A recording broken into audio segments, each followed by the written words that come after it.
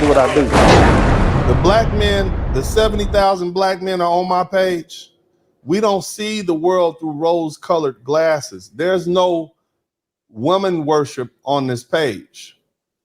And there's a strand of realism that has run right through the heart of the black community. And who is he talking to? I just want y'all to understand something. This is what I'm saying. This rhetoric might have worked 30 years ago, but it's not working right now. All you're doing at this point is you're alienating black men. They see you as a simp. You're willing to throw yourself under the bus for a group of women who have shown and are showing that they can give a darn about black men. We got a whole movement online of divestors where black women are purposely saying, we don't want to deal with black men. We're going to date any other man but a black man. We got 1.5 million black women who've had children outside of a relationship with a black man and brought those biracial mixed children black to the community. So who is it that you want us to sacrifice for, brother? I'm just saying. I'm asking questions. That's Uncle D asked questions. Y'all know I ask questions. This is not appealing to the black men, the 70,000 black men that are on this page. I'm just saying, let's keep listening. Praise God. Who have too often not said the right thing at the right time, who have been vulnerable to the claim that we have forgotten what you have done for us. What have black women done for us, brother?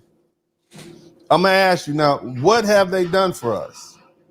Tell me what black women have done for us that we have not in turn done for them in our way. Women contribute and men contribute. What is it that black women have done for black men that no other group of women have done for the men in their community?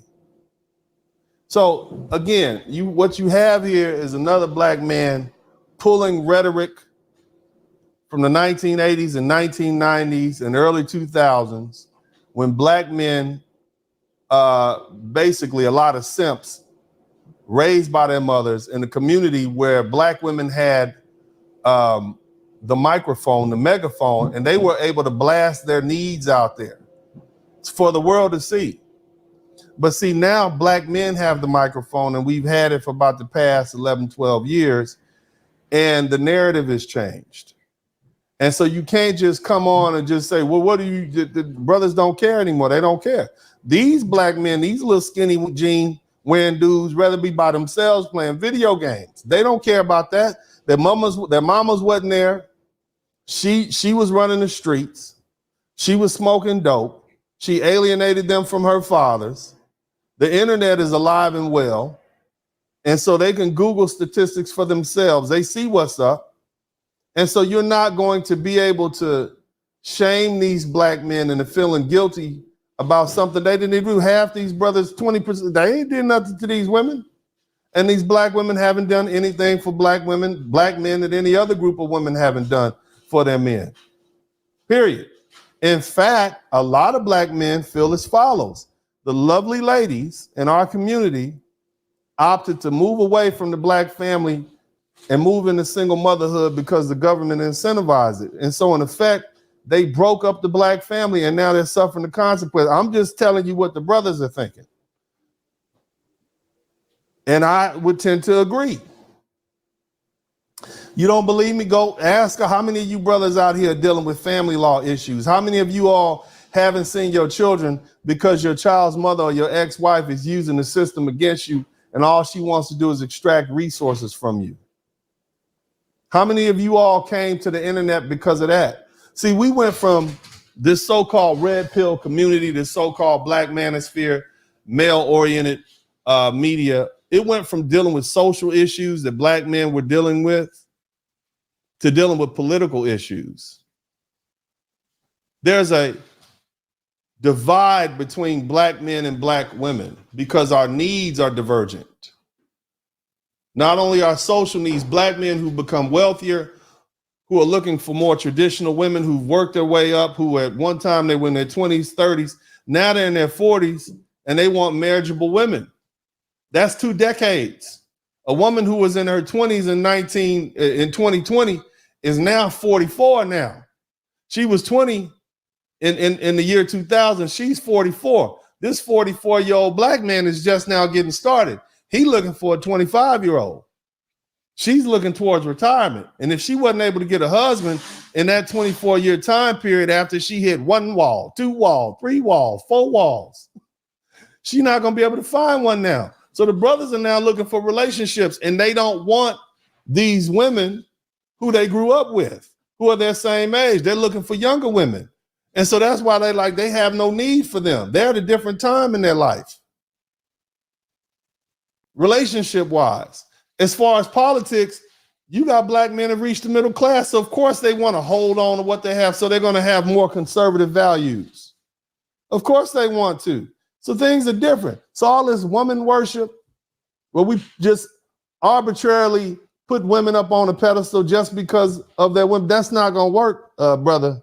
Dr. Dyson, let's keep listening. Magnificence of your service to our people, the beauty and power of your spirit at times when we flagged. We remember all the remarkable things you have done and beg your forgiveness. What did they do that's remarkable? I'm just saying, brother, what times were tough, or when no one else was in the room to defend you, to assert the legitimacy and validity of your personhood. Now, you didn't need to say legitimacy and validity. You could have picked one or the other, brother. You're using too many words unnecessary. Just get to the point. Good. Please forgive us. No. But no more. No, well, here's the problem. These brothers are not asking for forgiveness because they realize that they are not the problem. See, this is the thing, okay? Black men have been comparing notes for almost 2 decades now. And we've realized that black men were never the problem. We realized that black men were never the problem. I want you to hear me again. We are not the problem. We are not the problem in the black community. We're not the problem in the United States. We didn't ask to come over here. We were brought over here because of our for the need for labor. Up until 1808, there were 400,000 mostly black men. If you look at those slave ships, those logs, the vast majority of the people brought to this country were black men. They didn't start bringing black women over to this country until about 20 years before 1808. Around 1788, 1787, because they needed to bring people over here for breeding purposes. So they start putting more black women on the ships. And from 1808 to 1860, when we took the last census right before the Civil War, we went from 400,000 to 4 million black people because of breeding farms. But for the most part, other than that last 50 some odd years, black men did slavery by ourselves for the first 2 centuries. They were just going to work us to death and die off. It was black men who built up those towns and cities after because we were the ones doing the labor. We were the blacksmiths. We were the carpenters. Black women were house workers and whatnot, but it was the black men and their labor. So what is it that we owe black women that we haven't given them already? It was black women, and I know there's some sisters on here listening to you, but you're going to have to listen to me. Because I'm telling you what black men know right now, where we are right now in 2024. Black men recognize that black women sold them out and took what the white government was off. They fell in with the white feminists. They bit the line of affirmative action. They abandoned the black community. They decided to take a welfare check, food stamps, EBT cards, and Section 8. And they said, hell with this black man. And now you're doing what? You're telling us we have to what? Show loyalty to them when they didn't show loyalty to us? We got to uplift them and hold them up and hold them in high regard. We got to call them queens. And they've been treating us like peasants. That's what the brothers are saying right now. And this little skinny jean wearing group of brothers that we're dealing with that I talked about earlier, they're not going for it. They don't have reverence for black women that my generation had. They don't have Big Mama. Big Mama loved us. She cooked a pot of greens. She's from Arkansas, Mississippi, Alabama, Louisiana. She grew up in South Carolina, North Carolina, picking tobacco and cotton. She worked hard. She took care of us when our mothers was out and about on Friday, Saturday, Sunday, doing whatever with whoever at the club, sleeping with whoever. We had reverence for our grandma. She made sure we had a soft place to sleep on a Friday night after our mama dropped us off and we wouldn't see her for 3 or 4 days. We love that woman. That's why my generation still has an affinity for black women. But these young boys don't care about these ladies. They're not about to sit up here and apologize for something they didn't do. They'd rather be by themselves and go get them a white girl or a Latina or Asian chick. They're not dealing with black women. They don't have reverence for black women. Why? Because they saw what their mothers did. Now, if you want to try to say, oh, my mama's not responsible, well, it still happened. Your mama, oh, she was the subject of the white man's financial onslaught. They don't give a damn.